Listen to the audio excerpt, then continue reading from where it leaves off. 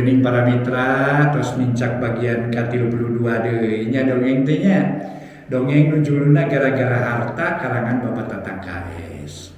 Mang Jaya sabaraha kanca ngaturkeun wilujeng ngadangukeun mugi-mugi siaran ieu tiasa katampi kalayan kabingahan. Atuh carios nuju diancak ku Mang Jaya gara-gara harta. Atuh salajengna para mitra ari kembang terong naon cenah moncorong. Kembang terong namina moncorong gitu para mitra. Kembang terong teh nya nyaeta kembang terong namina moncorong.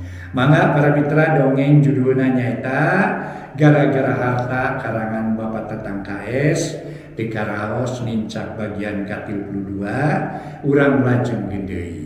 Mang Jaya sabaraha kanca ti Mang Jaya official ngaturkeun wilujeng ngadangukeun mugi katampi kalayan kabingahan. Mangga nyangakeun gara-gara harta karangan Bapak Tatang KS dina bagian ke-32.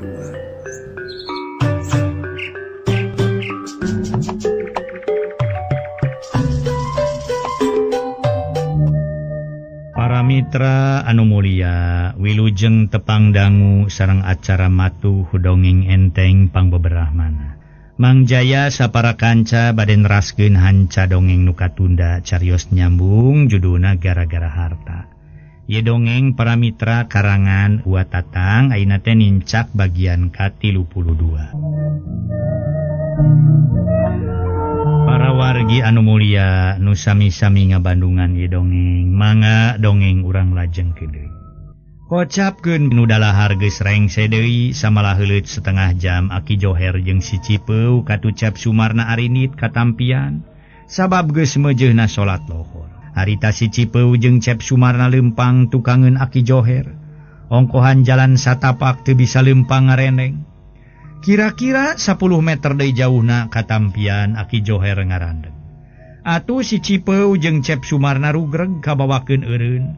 Bari Cep Sumarna ngarasa kaget. Kuayana Aki Joher ngarandeg teh samalah make jeung luak liuk sagala siga aya nu ditinggalian ku manehna. Tapi saurang ge eueuh nu wani tumanya ukur silih reret silih pencerong. Geus kitu Aki Joher ngarawut taneuh kebul, tuluy taneuh dipurulukeun sakurilingna nu dipake ngajaran Tengku Sumarna jeung ku si Cipeu. Atuh puguh wae nu duaan beuki ngarasa kaget ningali pola Aki Joher kitu. Yalu, cari cinya ulah ngised dina kalang ieu. Jeung ulah aya nu ngomong saurang sabab aya nu reka dieu teuing saha-sahana mah. Ngan ku timburu Aki mah lain manusia baraleg teh, ceuk Aki Joher. Kakara ge nyarita kitu ujug-ujug pucenghis 7 urang lalaki. Si horeng si mana horeng rampog anu keur geus ngasrak kapilemburan tas ngagangsing banda-banda rahaya. Ngan harita ngadon los-los kadinya. Duka sasab duka ngahaja sumaba ka pagunungan. Nu limaan nyarorean bedog nu duaan deui mawa bedil dorlok. Disolendangkeun atuh harita ge nyampeurkeun ka Aki Joher. Kalawan pokna ceuk nu saurang mun mawa bedil dorlok si horeng si mana horeng nu nyampeurkeun ka Aki Joher teh Denjoni. Sampurasun Ki. Keur naon aya dieu Ki? Ye bade kamarana ieu teh kisahnya. Ngadon los-los ka gunung. Rek ngaralasun ceuk Aki Joher malah malik nanya bari mencerong kana beungeut Denjoni. Sedeng ka Cep Sumarna jeung ka si Cipeu masa urang ge eueuh nu arawaseun sabab dihalangan ku elmuna Aki Joher. Kuring deh keren nu diteangan Ki, di dieu aya nu ngaran Sumarna. Denjoni nanya ngan teu pati tari. Amuing nyari kisahna sok ngaheureuyan kitu ka kolot teh. Kasebut anyar pinangih ngadoni tah ngudaran calana sagala. Kawas nu teu eujeun we kisahna mah. Aki Joher semu ambek. Puguh manehna salah reungeuk Denjoni mah nanyakeun ngaran Sumarna, pangdenge Aki Joher manitah ngalaan calana. Ye, aing mah abong kena aki-aki sok ka mana meuni we dedengean teh. Lewek nanyakeun ngaran Sumarna majarkeun itah ngalaan calana, ceuk Denjoni. Atuh baturna saurang nyarita. Ari nyarita jeung aki-aki mah kudu tarik tuh euy bisi sina deukeut tangarah kadengeun tah kana jejebirna. Aki, kuring teh lain itah ngalaan calana lain. Denjoni kakara tarik nyarita natur deuk. Yah, lain-lain kumaha? Ngajewek teh torek kitu. Kesidik cek anjeun bieu di tanggalan calana. Dengekeun heula atuh aki tong ngakambek. Kuring mah lain di tanggalan calana lain. Piraku deui kuring kumaha wani ngeureuyaan ka aki. Manasinakeun kuring teh jelema teu hideng. Ngaduni tanggalan calana ka aki bari anu anyar pinanggi. Oh, jadi kisanak teh teu ngomong kitu nya. Teu sing sumpah. Kajeun ai teu ngomong kitu mah. Ari kisanak rek naon atuh ngadonting alaprak ka gunung. Rek moro bagong ieu teh naon? Jadi dia mah eueuh bagong kisanak, lamun bangsa manuk jeung monyet loba. Lain rek moro bagong tapi keur aya nu diteangan ku kuring teh. Tema Den Joni. Ku ayeuna nyarita terus tarik sabab geus nyaho yen Aki Joher geus kurang reung. Baru kaya nu keur diteangan ku kisanak teh nya. Ari kitu neangan naon atuh kisanak teh? Nah kalengitan barang atawa kalengitan sasatoan? Nu dimaksud kalengitan sasatoan teh samode leungit manuk. Leungit hayam atau leungit domba. Jeung liana teh eta kasebut sasatoan. Dari leungit pamajikan mah piraku meureun. Lain neangan sasatoan tapi keur neangan nu ngaran Sumarna. Jeung ngaran si Cipeu. Cek ya Aki cek Den Joni. Si horeng manehna jeung baturna ting alaprak kadinya teh. Keur neangan cep Sumarna jeung si Cipeu. Sedang nu dimaksud ku manehna mah keur ngajaran tengah bari henteu sabaraha jauh. Paling-paling 2 meter. Ngan saurang eueuh nu awaseun ku luhung-luhungna ilmu Aki Joher. Kumaha kisanak pangdenge teh neangan ngaran Sumarna jeung si Cipeu? Nya ki, keur neangan ngaran si Sumarna jeung si Cipeu. Sugan di dieu aya nu ngaran Sumarna jeung ngaran si Cipeu. Atawa sugan Aki ngadenge-denge yeuh, aya nu ngaran Sumarna di dieu. Tema Den Joni. Yuh, kisanak.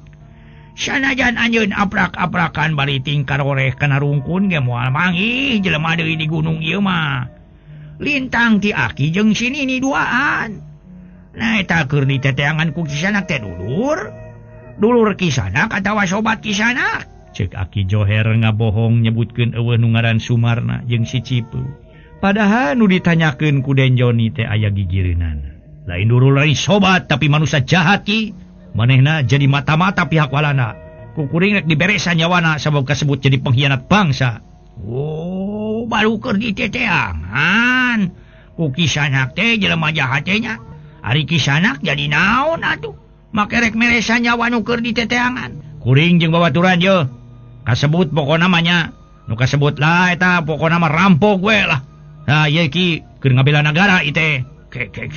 Nah, aya lampok ngabela negara. Nu ngabela negara mah soldadu lain. Lain soldadu. Kuring merampok. Pokona mah tema Den Joni atuh Den Cep Sumarna jeung si Cipeu. Nu tita tadi ngabandungan caritaan Den Joni para mitra. Jeung si Joher silih reret ngadenge pangakuan Den Joni. Harita teh anu jadi gorombolan teh namina DI cenah para wargi. Namina Darul Islam DI ya para wargi. Ya, janten hiji kelompok atanapi hiji gorombolan we harita ge para wargi sadaya. Malih kantos pamimpinna teh kenging nu namina Kartosuwiryo teh. Mana orang teraskeun. Oh, baru kisanak teh rampoknya keke. Aki rek nanyakeun ka si Jalukeun hitung-hitung ngaso heula di dieu. Sabab Aki kakaranya aya tantara rampok teh. Abong kena Aki saumur-umur aya di gunung. Ari nu disebut aku ieu teh naon ceuk kisanak teh naon gorombolan naon? Nya ki gorombolan DI tau Darul Islam.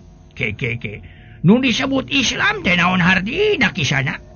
Aki mah nanya ge kasebut geus kolot, ukur kolot umurna we, kolot ge kolotok dina beuheung muning. Cek Aki Joher. Jadi kapapanjangan para wargi ngadon ngobrol jeung Den Joni tur pada narangap ku baturna. Islam mah agama we ki. Nya agama teh anu dimaksud ku Aki nanyakeun teh. Naon hartina Islam? Hartina mah agama we ki lah. Cek Aki naon hartina Islam? Cek Den Joni malik nanyakeun jeung dikeresakeun ngadon kabengbat ku Aki Joher. Da pugu Aki Joher henteu sabongbrong. Kisanak mah Aki nanyakeun hartina Islam kalah malik nanyakeun deui. Na kisanak can nyaho kitu? Can ngarti hartina Islam? Cek Aki Joher para wargi make jeung seuri ngahehe. Matak atuh, kuring nanyakeun ge can nyaho ki ari cek Aki naon hartina? Lamun kisanak can ngarti kana hartina Islam, ulang ngakukeun jadi tantara DI atawa Darul Islam. Cek aki mah pangakuan kisanak jeung pihartieun Islam teh toja iya. Sarua jeung kisanak Islam rek dipake kana kaangkara murkaan. Beh dituna dipake kana kabiadaban. Yo, kisanak hartina Islam teh nyaeta salamet atawa hiji agama nu nungtun kana kasalamatan di dunya jeung di akhirat. Mawa jalma tina jalan poe kana jalan cang. Katerangan ge aya boh keur kasalamatan diri sorangan, boh keur kasalamatan diri batur. Umumna keur sakabeh umat Allah khususna keur nu saagama. Jadi Islam tapi kenungtun kana kasalamatan dunya rawuh akhirat. Tur ngalaksanakeun kana parentahna jeung ngajauhan kana laranganana, cegahan Allah Subhanahu wa taala. Atuh dina rengkak paripola ulah hiri dengki jahil kaniaya jeung sasama umat. Khususna jeung nu saagama. Ulah iren panastren, ulah ngupat cimuat kana kagorengan batur. Ulah rurumpak, ulah dulupak, kudu daek mere mawe, kudu daek siri tulungan, siri pikanyaan. Tak kitu artina Islam teh kisana. Tapi naha kisanak ngakukeun tantara Darul Islam make aya itikad kitu rek meresa nyawa batur. Kapan cara kitu teh kasebut hianat teh? Atawa geus ingkar tina pangakuan kisanak kasebut jadi tantara? Moalnya aya Islam ngalampahkeun kitu, ngaruksak jeung ngayeu, ngakaya rahayat tur anu sabangsa. Atuh lain Islam nu kitu mah. Lamun kitu kisanak rek ngalampahkeun kitu teh ingkar tina kamanusiaan tong ngaku agama Islam.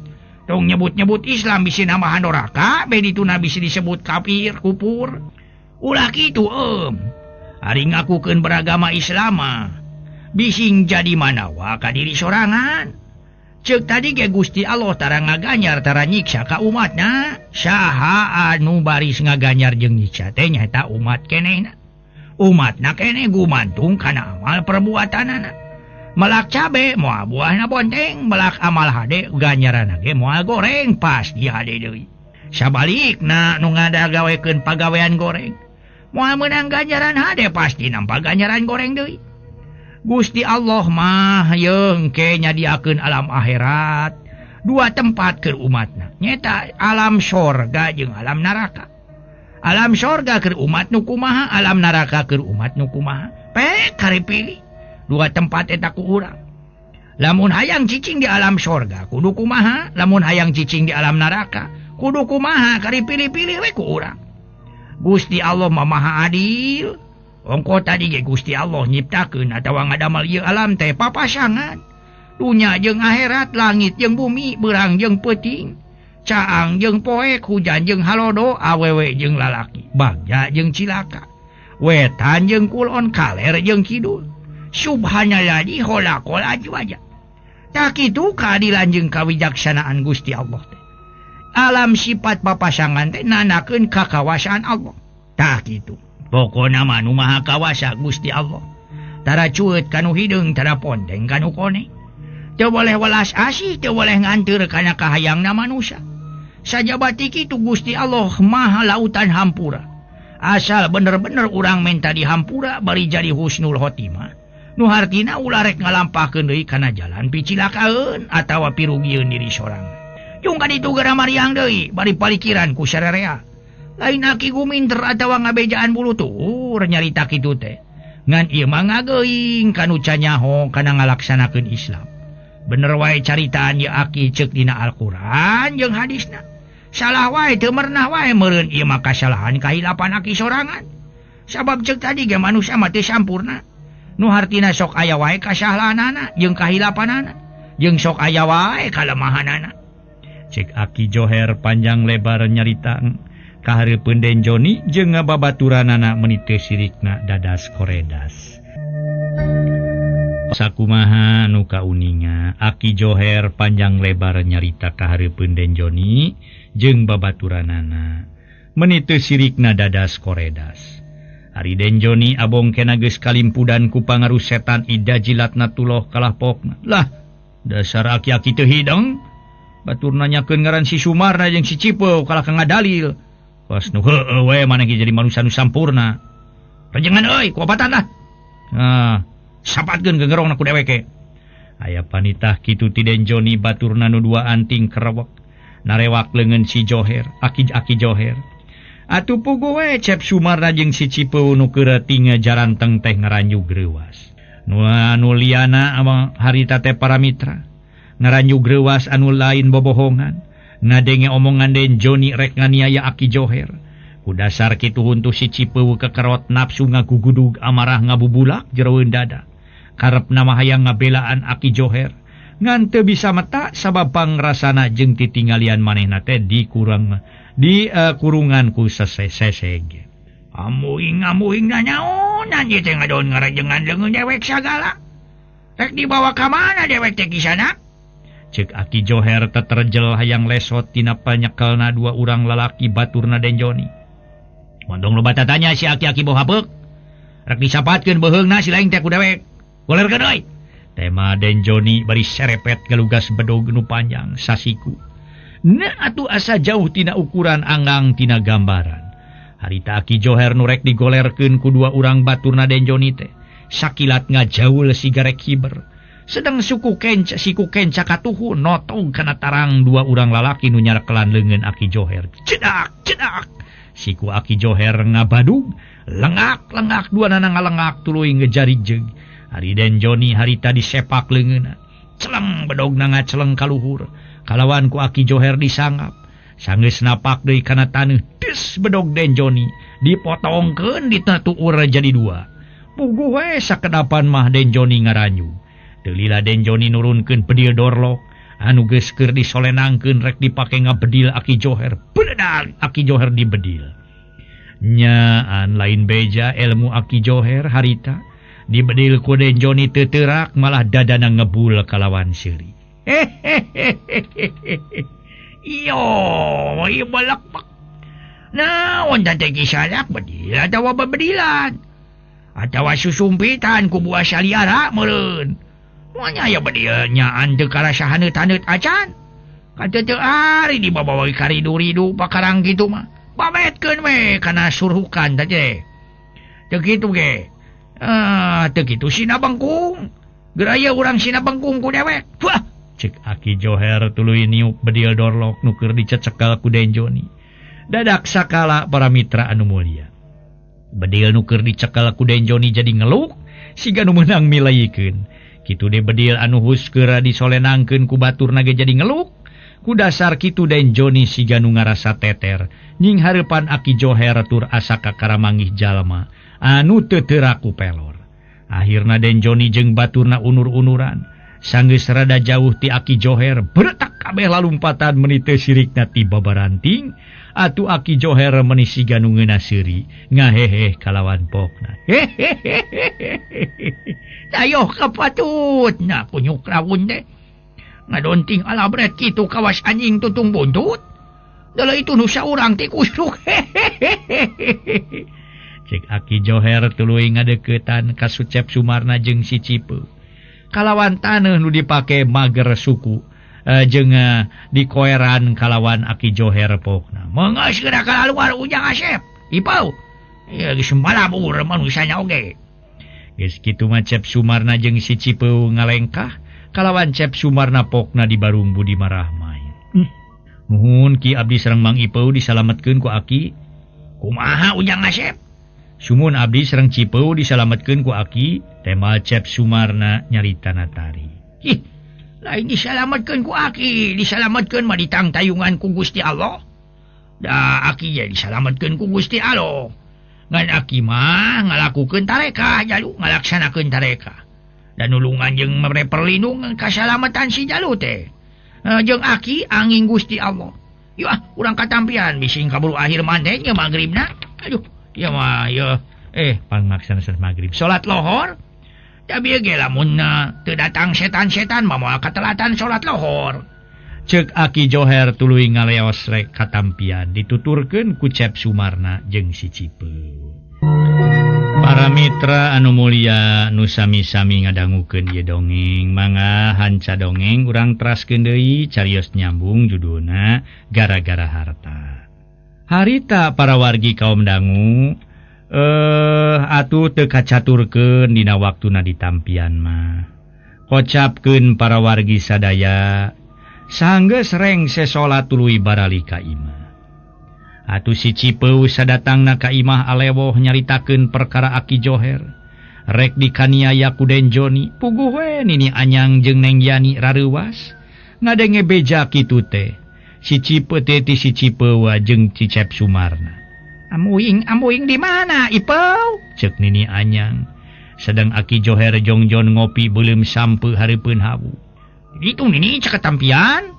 Eta kumaha mimitina si Aki rek di kececet teh, Ipeu? Tanya nini Anyang. Bari netep kana beungeut si Cipeu teu hararese barabat ku si Cipeu dicaritakeun.